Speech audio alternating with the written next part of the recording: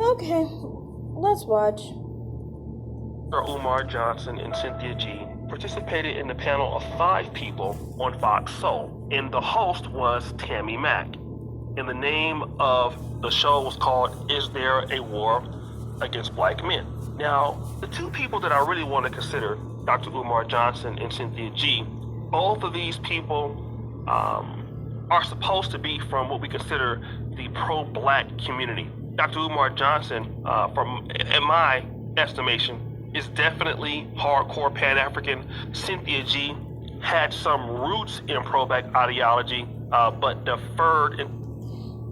I don't think Cynthia G was ever pro-black. I think Cynthia G was angry about being black. There's a difference. There's some black people who are just angry about being black, and they mask it in the idea of being pro-black, but that's not what's really going on. Now, Umar Johnson, I don't know about. I've seen some clips of him. I made fun of him once on Stephen Brown's channel, specifically. But I'm not really going to speak on him like that because I don't know enough about him. Something different as her YouTube career went along. But Cynthia G blames everything as far as the failure of the black community on African American men. And what I would like to do is to play her particular point of view in the conversation. And then after that, I want to then talk about Dr. Umar Johnson's conversation. Cynthia G, white supremacy, does it exist in your world? And has it affected black men? Absolutely, it exists, and black men have worked in tandem with white supremacy since they've come in contact with it. And this is why I say, in the black community, we have very disingenuous, very dishonest discussion. I don't really think that they worked in tandem with it. I think everyone works to their benefit with it. You know, like, so I think what she has jealousy towards black men for is the fact of the commonality between black men and white men. And the fact that there is more commonality between those two groups than for herself, and she perceives that as having more power. But that doesn't mean they're working with white supremacy in that regard. That's just them making it further in their luck and success, I guess you could say. But more than that, I wanted to talk about one other thing addressed here. Is I don't get why do people like this talk about white supremacy and things of that nature, but at the same time, literally, they are saying that black men are perpetuating white supremacy, but you're literally promoting white supremacy with your hair. I mean, your hair is not naturally that texture, and I don't think that's your real hair. So it's kind of like, from my perspective, if you really are talking about white supremacy, well, aren't you promoting white supremacy in your phenotype? You could easily try to make your phenotype look less Eurocentric, I guess you could say. You could make yourself definitely look more ethnic, where you have your hair. You could even do other things too. But I'm not going to talk about that because people will be like, yeah, I'll leave that out. But she could do quite a few things that she's not doing here, and seems to be promoting a different phenotype. And I'm not saying that that's not her natural phenotype. It is her natural phenotype, from what I understand. I mean, outside of the hair, I would think her skin is probably that natural color. I would think without sun exposure, some other features and stuff, that's her. But what I'm saying is that you're promoting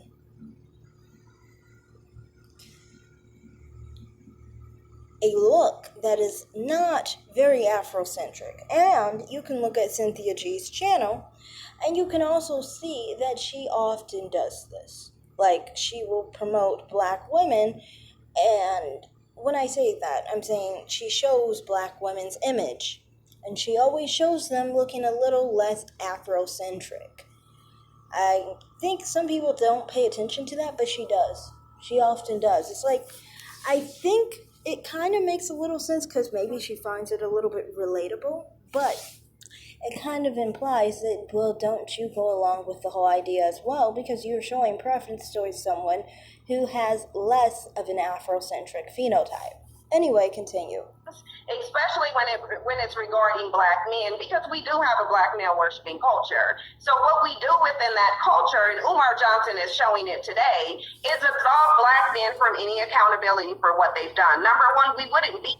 Also, anyway, Umar Johnson, from what I've seen, has the same mentality, but I haven't seen it from him. I've seen clips of his videos.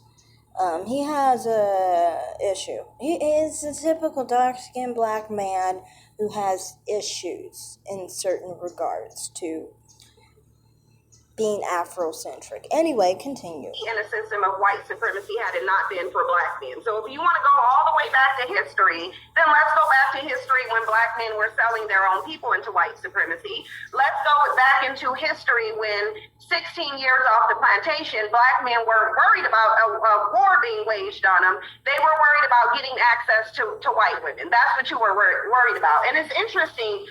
There's a reason why I feel like Umar focused mostly on me and Hope's attitudes, and it's because he can't accurately answer the question. He mentioned names, not accomplishments. And the reason being is because I think he mentioned those names specifically because the accomplishments of those people don't have to be explained. Right, but those accomplishments are also accomplishments that I've heard Umar Johnson speak negatively about, specifically the civil rights movement and how damaging it was to black people. But now he wants to sit here and say the very people who accomplished that were accomplishing something beneficial when, in his own opinion, that wasn't beneficial and did more harm to the community than good.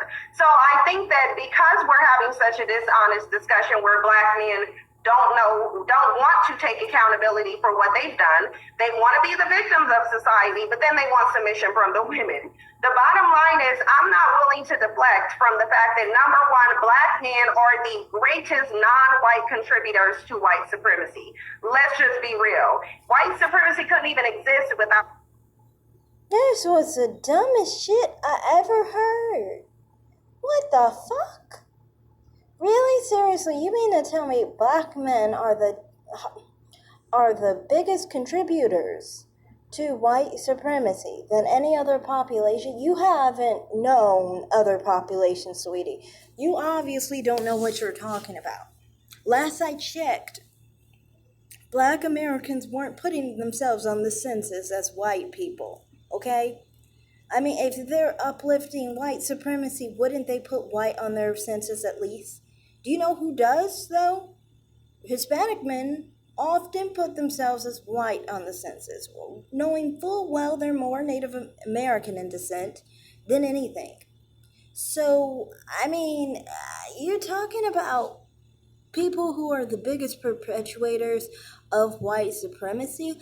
If you checked out a lot of different racist, white supremacist ideology of Mexican Americans and other Latin Americans, you would understand that those people are really, really, really big supporters of white supremacy. Actually, more than many white Americans, to be honest, which is really weird. But and that has to do with the different society that they come from, a different country they come from, basically. But the point is, you were saying of non-white American people, they're the biggest perpetuators of white supremacy. Yeah, sweetie, it's definitely not that. Definitely not. And it's like, I understand that this lady is angry at black men, so she wants to just unload everything she hates onto black men and lie about black men. And I'm not saying that black men don't show signs of hating themselves. They freaking do. And she would know all about it, considering her phenotype is a little bit more different. But I'm pretty sure she doesn't mind that when they prefer her. So Anyway, my point is that, I do understand there's self-hate among black people sometimes, but it doesn't compare to so many other communities that really do believe in white supremacy in such crazy levels. It's insane.